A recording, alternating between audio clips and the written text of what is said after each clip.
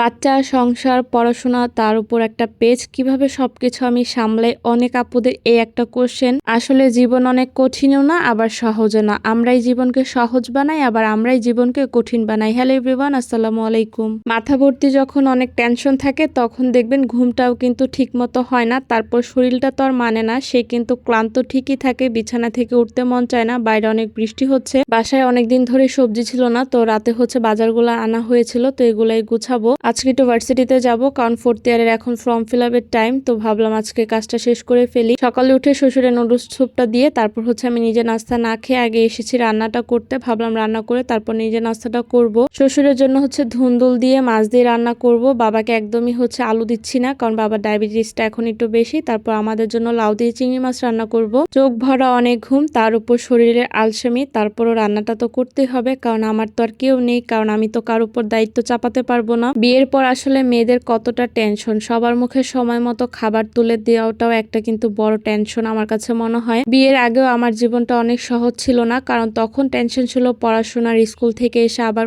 Coaching থেকে এসে আবার স্যারের কাছে পড়তে বসা, সবকিছু মিলিয়ে হজবরল একটা অবস্থা ছিল। বিয়ের পরও ঠিক সেম একই ঘটনা, রান্নাবান্না, পড়াশোনা, তার উপর বাচ্চা সামলানো, মানে সবকিছুই। মেয়ে মানুষের জীবনটা কেন যে এত অদ্ভুত। সবার দিকে যত্ন রাখতে রাখতে মেয়ে মানুষ বিয়ের পর নিজের যত্নটা নিতেই সবার আগে ভুলে যায়। তারপর সায়নকে রেডি করে দিয়েছি, এখন আমিও রেডি হয়ে গিয়েছি। যতই সবকিছু গুছিয়ে যাই না কেন, কপাল যখন খারাপ হয় তখন এরকমই হয়। বাসা থেকে বের হওয়ার পর আমার যেহেতু কার্ডে সবসময় টাকা থাকে, মানে আমি ক্যাশ টাকা খুবই কম রাখি। এটিএম বুথের সার্ভারের নেটে প্রবলেম ছিল, যার কারণে এটিএম থেকে টাকা তুলতে পারি না। আর বাসায় আমার ক্যাশও ছিল না, আপনাদের ভাইয়া অফিসে চলে গিয়েছে। আজকে অনলাইনে যে ফর্ম ফিল আপ করবো সেই সার্ভারও ডাউন ছিল, পরে অনেক চেষ্টা করার পর পেরেছি। তারপর বাসায় গিয়েছি, আবার চেক বই এনে তারপর কিছু টাকার জন্য আবার ব্যাংকে গিয়েছি, ব্যাংক থেকে টাকা তুলেছি, তারপর ফর্ম ফিল আপ করেছি। পুরাটা সময় আমার ছেলে আমার সাথে ছিল, একটু বিরক্ত করে নাই। তার উপর তার যে এতটা ধৈর্য আজকে বুঝতে পারলাম। মাশাল্লাহ, সে মায়ের সাথে ছিল, তো একটা কাগজ বের করতে পারি নাই। তো এই তো সিএনজি নিয়ে এখন ভার্সিটির উদ্দেশ্যে রওনা হলাম। রাস্তায় আজকে প্রচন্ড জ্যাম ছিল।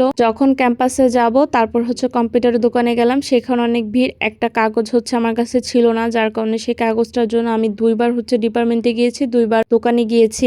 ডিপার্টমেন্টে আসার পর পেপার সাইন করার পর যখন ডিপার্টমেন্টে পেপারটা জমা দিতে হবে, ডিপার্টমেন্টে জমা না দিয়ে পাশের বিল্ডিং এ চলে গিয়েছিলাম, কারণ আমি তো সবসময় ডিপার্টমেন্টে জমা দেই না, পাশের বিল্ডিং এ জমা দেই। পরে শুনলাম ডিপার্টমেন্টে জমা দিলেই হবে, এই বিল্ডিং থেকে আবার ওই বিল্ডিং এ গিয়েছি। সাথে আমার ছেলেটাও কিন্তু হেঁটে হেঁটেই গিয়েছিল। আজকে হাঁটতে হাঁটতে আমার পাটা পুরো ব্যথা হয়ে গেছে। আমি জানি না আমার ছেলেটার আজকে কি অবস্থা। তারপরে সে একদমই বিরক্ত করে নাই। ভার্সিটিতে গিয়ে দেখলাম বড় আপু ভাইয়াদের মেবি র্যাক ডে ছিল, তো খুব ভালোই তারা সেলিব্রেশন করতেছিল। বিয়ের আগে জীবনটাই কত আনন্দের, তাই না? আসলে যারা বলেন সবকিছু আমি কিভাবে সামলাই, আসলে সামলানোটা শিখে গেছি। পরিস্থিতি পড়লে তো মানুষ সবকিছু শিখে যায়, ঠিক আমার অবস্থা একই রকম। কাজ শেষ করতে করতে যখন ক্যাম্পাস থেকে বের হলাম তখন দেখলাম খুব সুন্দর চুড়ি নিয়ে বসেছে দুইটা খালা। চুড়িগুলো খুবই সুন্দর ছিল, কিন্তু সময়ের অভাবে আর কেনা হলো না। তারপর সিএনজিতে আসার সময় সায়ন ঘুমিয়ে গেছিল। আসলে মানুষ যখন বিপদে পড়ে তখন সুযোগে সবাই সদ্ব্যবহার করে। আজকে আমার খালা ঠিক একই কাজটা আমার সাথে করেছে। তাকে ফোন দিলে তো কখনোই পাওয়া যায় না, সকালবেলা অনেকগুলো ফোন দিয়েছি, সে ধরে নাই। তারপর দুপুরে আসার পর আমি তাকে বলেছিলাম যে 3টা বাজে আসতে, অ্যাটলিস্ট সে যাতে আমাকে রুটিটা বানায় দেয়, কিন্তু সে আসলো না। বলে এখন আমি কখন আসবো, এই সে হাবি যাবি কত কথা। যাই হোক, কিছুই করার নেই। আসলে আমি সবার কথা চিন্তা করলো, আমার চিন্তা করার জন্য আসলে কেউই নেই। বাসায় আজকে এসে শরীরটা অনেক টায়ার্ড ছিল, পরে সন্ধ্যার দিকে 1 কাপ চা বানিয়েছিলাম। প্রচন্ড মাথা ব্যথা করতেছিল তাই, কারণ চা ছাড়া চলেই না। সকালবেলা চা খাওয়ার একদমই সময় পাই নাই। বাইরে আজকে সারাদিনই বৃষ্টি হচ্ছে, তো বৃষ্টির মধ্যে চা খেতেও ভালো লাগছিল। তো এই ছিল আমার আজকের ব্লগ। সব ভালো থাকবেন, আল্লাহ হাফেজ।